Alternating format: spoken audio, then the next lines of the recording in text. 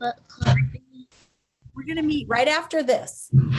So Okay. you and Bree are here, and you're the main ones who come. So we'll see. Sophia and Anna haven't been on today. Actually, Anna was on this morning, but I don't know. Okay, so we are on the last chapter of The Total Eclipse of Nestor Lopez by Adriana Cuevas. And at the end of it, I noticed there's quite a bit left, and I looked, we've got a new chapter. Sometimes they do this in books. The author will put the first chapter of another book in there. So that's what this book has, is it has a final thing, and then it starts on chapter 1 of her next book, which is called My Pocket. So I think she's Cuban, actually, Adriana Cuevas. I don't know if it tells, yeah. The author of Total Eclipse of Nestor Lopez, first generation Cuban American, originally from Miami, Florida. She taught Spanish and ESOL for 16 years and then decided to pursue her passion for storytelling. So she lives in Austin, Texas, and she likes to cook Cuban food. And she wrote this story with a child of Cuban descent, a first generation American. And then she's written another one, book after this called, I think this is her first book. And the next book is called Cuba in My Pocket by Adriana Cuevas, Cuevas. So we're going to read the final chapter of this, and then I'm going to talk a little bit about. So here we go. The final chapter of The Total Eclipse of Nestor Lopez. If you recall yesterday, they finally weakened the witch by biting her and then pushed her off the edge of the quarry, and she is at this point, I think, dead. And she didn't turn back into a human, so they think maybe she was a monster. So let's find out what the final chapter of this book says. Chapter 26 starts with a letter to his dad. Dear Dad, so it turns out New Haven isn't as boring as I thought it would be. Go figure. We have a new trivia club sponsor, Coach Rodriguez.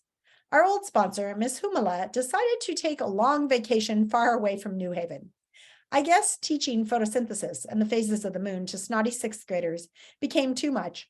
Coach Rodriguez isn't bad. He sometimes forgets he's talking to kids about animal trivia and not coaching the football team. As he blows a loud whistle around his neck whenever we get a question wrong.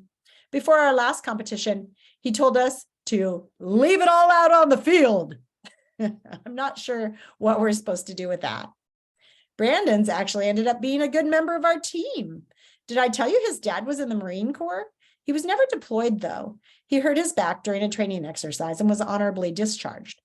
Brandon says his dad really misses being a Marine. Do you think you'd miss being in the Army? Did Mom tell you about all the craziness out at the quarry? They found a dead wolverine on the rocks. Now everybody's saying it's too dangerous to go in the woods, just in case there are other wolverines out there. But I think we'll be okay.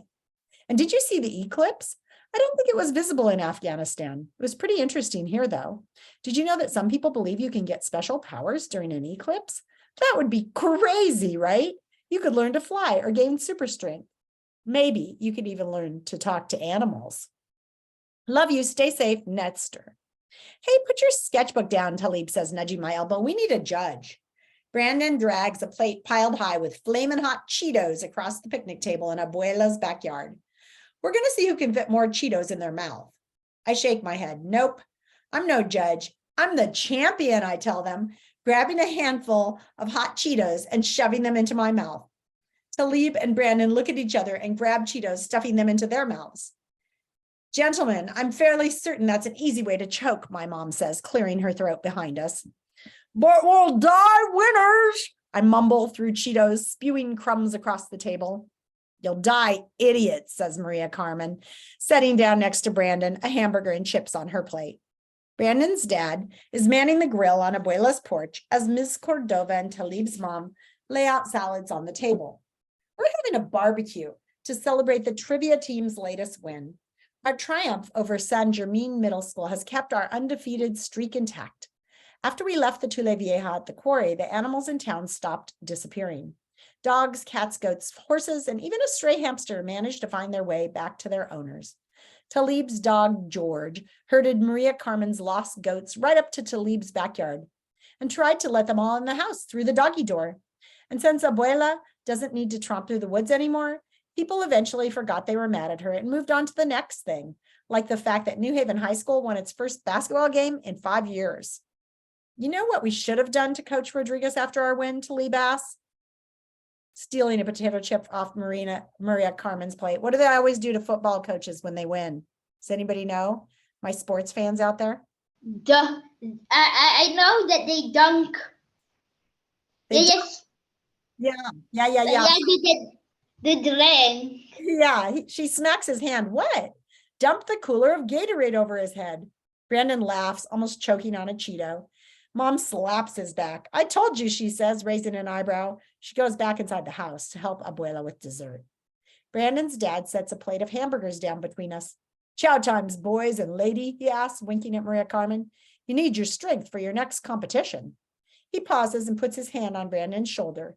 And for anything else that might come up, right? Talib and I nod.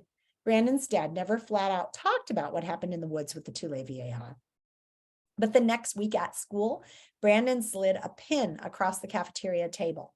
It was the globe and anchor that all Marines wear on their dress uniforms. My dad wanted you to have this, he said. I examined the pin, its gold surface shining under the cafeteria lights. I took it and put it on my backpack, right under the Lopez name tag. Dad always has some in his uniform. The Army and Marines together. What Dad would think. Maria Carmen and Talib get up with their plates and head over to the picnic table. Abuela has piled high with food.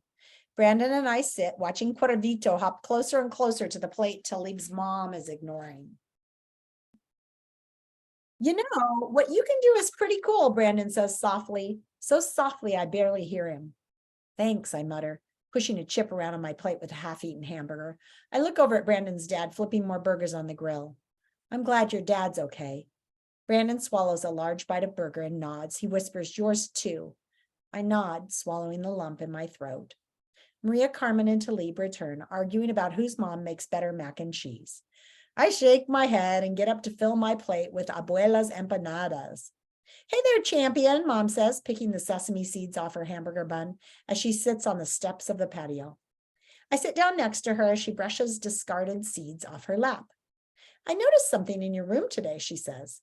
My mind races through what could possibly be in there. Did Val make himself at home again? Did she find the Texas history quiz I failed? You did, I asked, pulling on the hem of my shirt.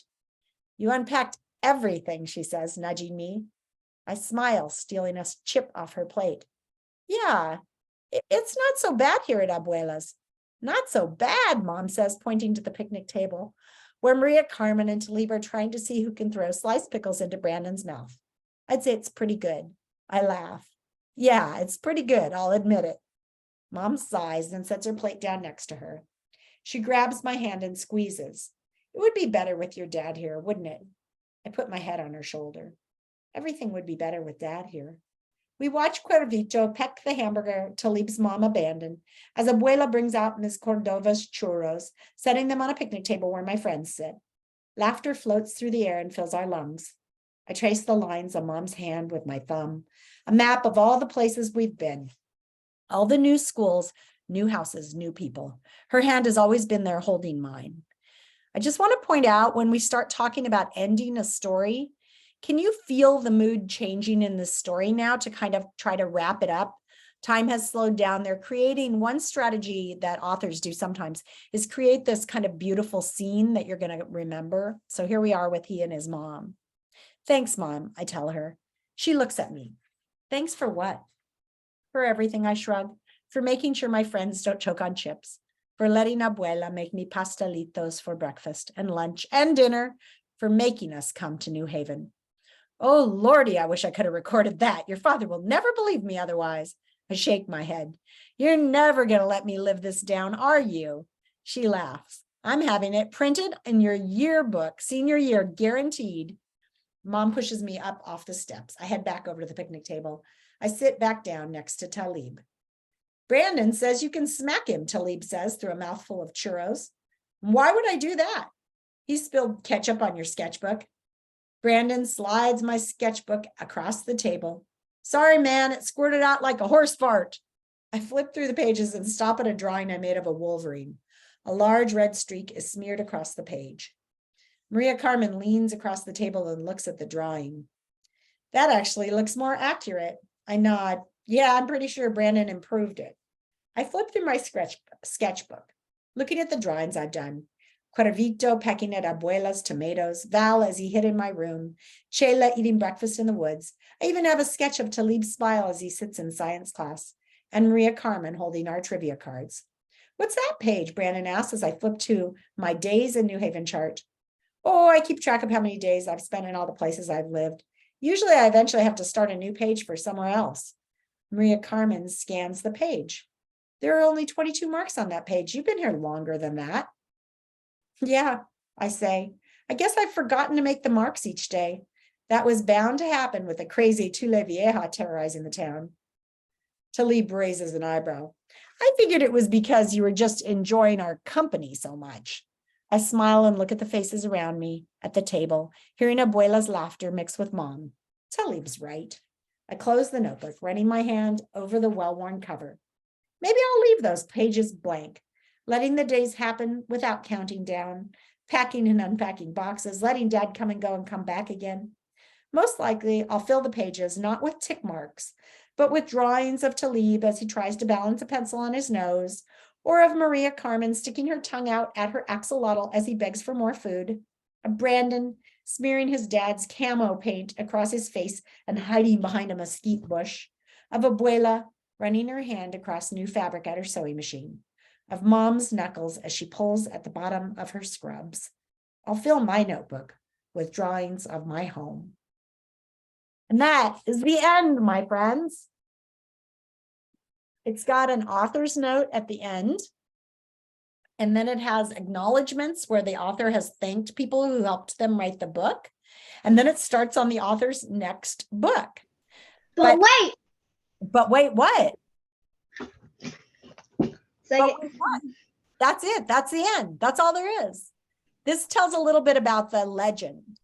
Author's note, the legend of the Tule Vieja originates from Panama and Costa Rica, two countries I lived in when I was younger. The bruja, or witch, that terrorizes New Haven is a bit different from a traditional Tule Vieja. While the Tule Vieja that Nestor encounters can turn into various animals by biting them, the Panamanian and Costa Rican Tule Vieja takes on a permanent half-woman, half-bird form. Short bat wings sprout from her back, and sharp hawk talons take the place of her feet. Wandering through the towns at night, she searches for her lost children, drawn by the cries of newborn babies and the howls of dogs. Much like the Latin American tale of La Llorona, a woman who drowned her children and now searches for them on the riverbank, the Tule Vieja snatches small children from their home, believing they are her own. As with most boogeyman tales, parents use the legend to frighten their children away from wandering off alone. So that's where the origins of that story come from. Well, at this point, we're going to go into writing.